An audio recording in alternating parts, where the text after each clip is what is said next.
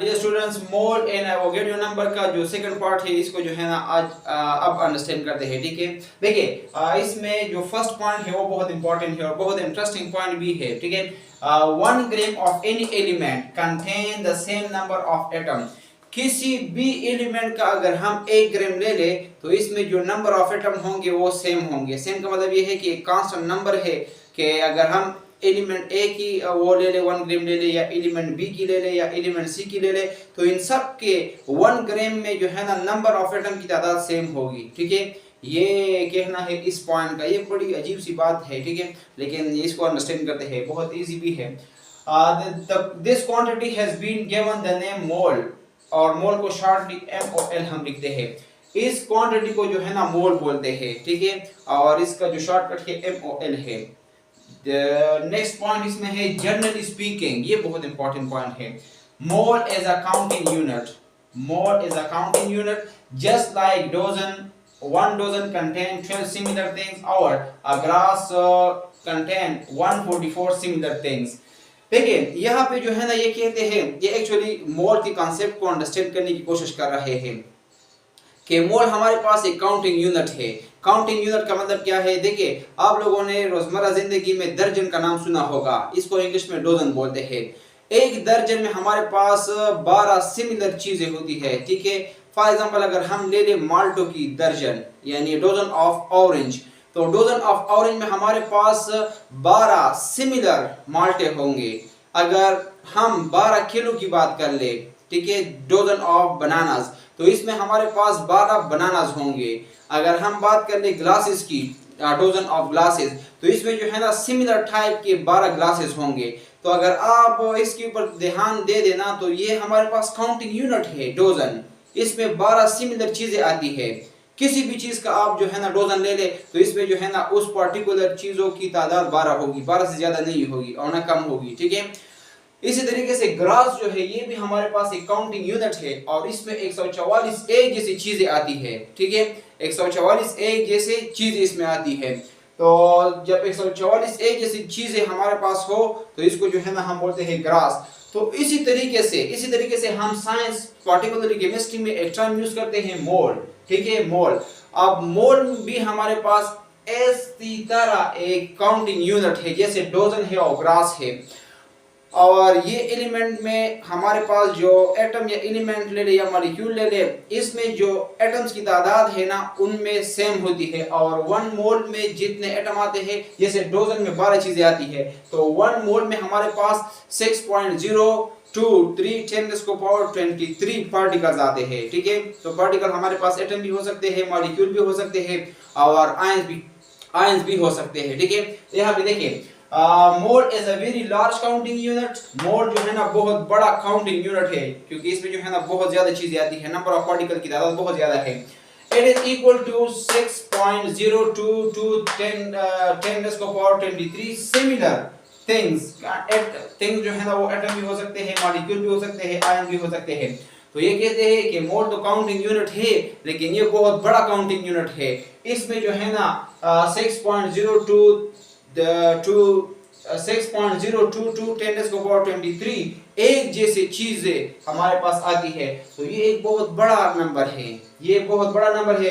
तो इतने चीजें जो है ना जब सिमिलर हो तो फिर हम इसको बोलते हैं मोल्स। ठीक है, और इनमें जो है ना ये चूंकि एलिमेंट्स के लिए है तो इसमें जो है ना या तो एटम होंगे या हमारे पास मॉलिक्यूल होंगे या आयन होंगे। ठीक है, तो थिंग्स से मुराद एटम, मॉलिक्यूल। अगर एक चीज में हमारे पास अगर एक चीज जो है ना वो 1 मोल है, for example 1 mole atom hydrogen की बात कर ले, अगर हम 1 मोल हाइड्रोजन की बात करते हैं तो इसका मतलब ये है कि 1 मोल ऑफ हाइड्रोजन में हमारे पास इतने नंबर ऑफ हाइड्रोजन एटम मौजूद है।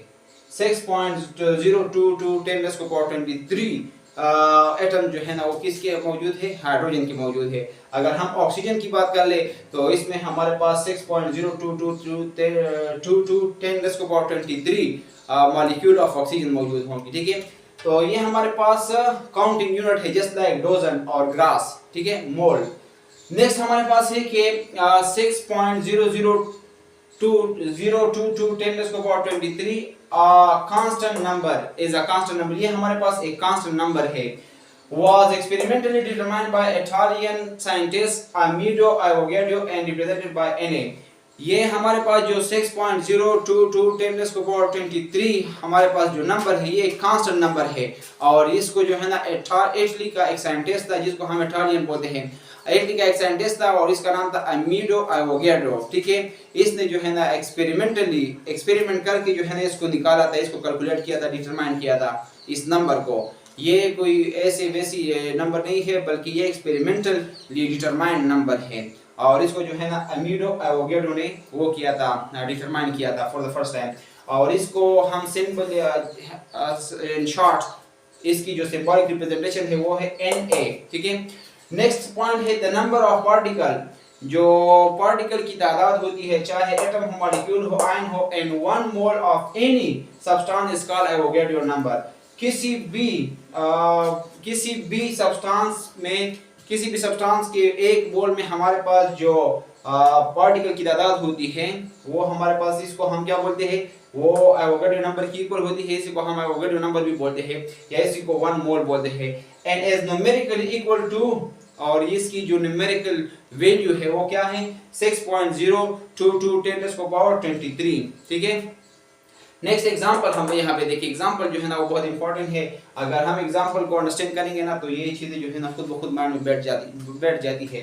देखिए 1 मोल ऑफ ऑक्सीजन, ऑक्सीजन हमारे पास एक पार्टिकल है। अब एक मोल किसी भी पार्टिकल के एक मोल में हमारे पास कितने एटम होंगे 6.023 10⁻23 एटम ऑफ ऑक्सीजन। ठीक है, ये ऑक्सीजन हमारे पास क्या है, ये पार्टिकल है ना। देखिए ये हमारे पास एटम है, पार्टिकल है, ये मॉलिक्यूल भी हो सकता है, आयन भी हो सकता है। तो 1 mole of oxygen is equal to 16 gram of oxygen is equal to 6.023 10⁻23 atoms of oxygen. Next second example है 1 mole of oxygen is equal to 32 gram of oxygen is equal to 6.023 10⁻23 molecule of oxygen. इसके अलावा हमारे पास 1 mole of oxygen जो है वो 18 ग्राम of oxygen of H2O के बराबर है और 6.023 10⁻23 H2O के मॉलिक्यूल्स के बराबर है।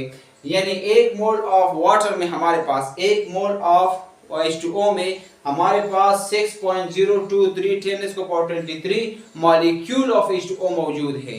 ठीक है, तो उम्मीद है कि ये टॉपिक जो है ना आप लोगों के माइंड में क्लियर हुई है, moles and Avogadro numbers. Next हम अंडरस्टैंड करेंगे नेक्स्ट टॉपिक।